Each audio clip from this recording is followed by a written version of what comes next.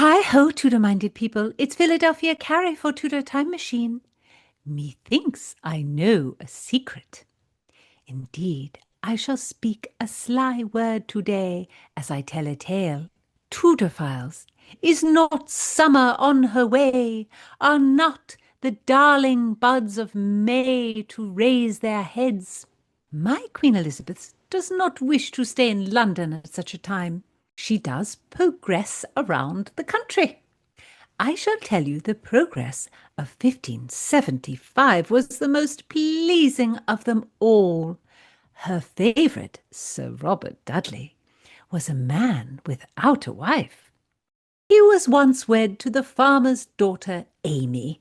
She was a clod, as the common are, and tumbled down the stairs, and broke her pate, and her soul did fly from her body.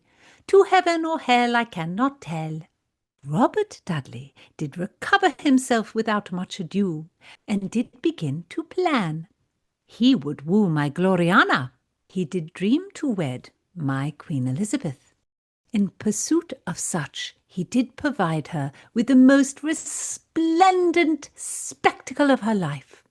She went on progress and did visit his home of Kenilworth Castle in July.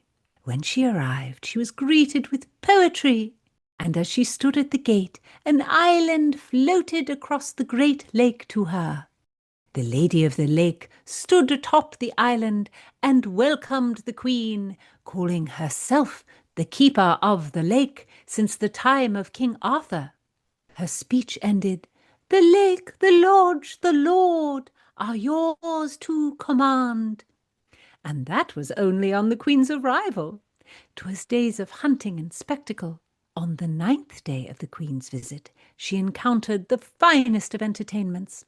On her return from hunting, the Queen came upon a mermaid swimming in the lake, and the god Triton blew a giant shell to announce the telling of a terrible wrong. An evil knight had captured the Lady of the Lake. What could be done? Only my good Queen Bess could save her. My queen rose to the occasion and banished the knight and released the lady. She was thrilled at her victory. A great dolphin emerged from the depths. It was as large as a ship, and inside were hidden musicians, and they did sing to the queen. Oh, such delight! And yet my queen did not marry Sir Robert Dudley. Methinks you do not know my secret, and it is this. I did see one John Shakespeare at the festivities. And who was with him? A young man. Could it have been his son, William Shakespeare? 'Twas the articulation of the love of my queen, my Gloriana, that did inspire the young William Shakespeare, methinks. Methinks. How now, Tudor Files? What think you? If you're new here, I'm Gage. I'm Jessica. And we're here with Philadelphia Carrie for Tudor Word of the Week. Indeed, Tudor Files, I have just discovered pod ladies Jessica and Gage have a new story to tell. 'Tis a tale of a young Catholic girl in the court of my queen. This tale does break my heart and make me laugh. I shall tell you more anon. Listen to Tudor Time Machine on Spotify or your favorite streaming service while you are gadding about. Subscribe on YouTube and give me a like. We are so thrilled that Made Global, home of the Anne Boleyn Files, the Tudor Society, and so much great Tudor history, are bringing our book to you. We will keep you up to date and give you more details as soon as we have them.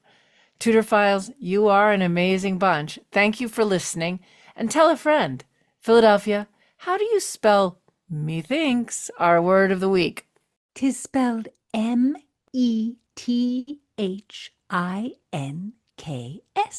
Methinks. And according to the Folger Dictionary, it means, it seems to me.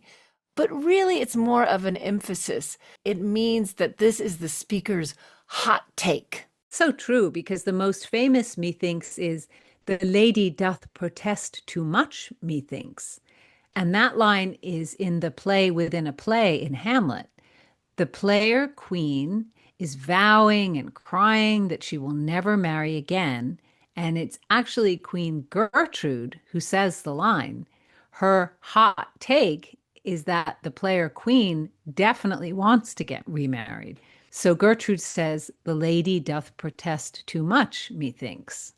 I like Methinks. It adds a little humor, a little edge, or it can even just be a bit of a knowing emphasis. Like when Philadelphia says that Robert Dudley's spectacle did inspire the young William Shakespeare, methinks. Because, Philadelphia, you absolutely do not know that. I sound nothing like that. I do know that John Shakespeare was the bailiff of Stratford upon Avon and a councilman. Kenilworth Castle was nearby, much beloved by the lowlings of the town of Stratford. The castle employed many musicians and craftsmen, men to build mechanical creatures and make firework, all sorts of things. Sir Robert Dudley rebuilt part of the castle with new rooms for the Queen's visit. Wicked man. These rooms connected our Queen's bedchamber and his own bedchamber.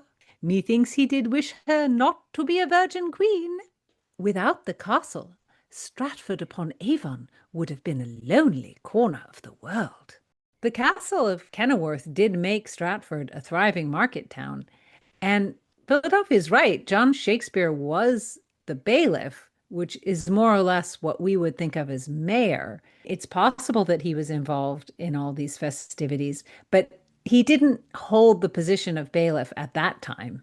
I wish we knew if William Shakespeare went with his father to see these festivities at Kenilworth Castle, but we don't know. We do know Shakespeare loved a spectacle. Methinks the revels of Robert did not inspire the Queen to marry, but did inspire Shakespeare to write. Oh, I am wise. And Tudor files, methinks you would like to look as well as you are able, so you must don Tudor Time Machine merch. You may find it at tudortimemachinecreatorspring.com. Give heed, Tudor files. Listen in next time, subscribe on YouTube, and give me a like.